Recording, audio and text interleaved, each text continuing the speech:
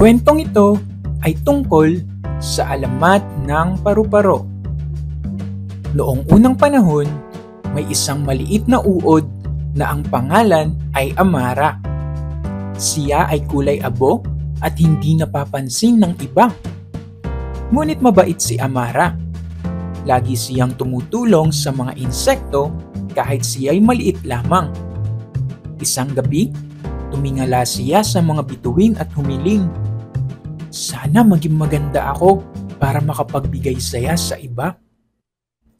Dininig ng mga diwata ang kanyang dalangin. Siya'y binalot sa isang mahiwagang sapot at natulog ng sobrang tagal.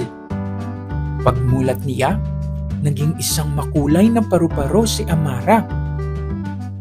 Simula noon, ang paru-paro ay paalala na ang kabutihan ay nagdadala ng kagandahan. Kung nagustuhan mo ang aking kwento, like, subscribe, and share this to your friends. Maraming salamat!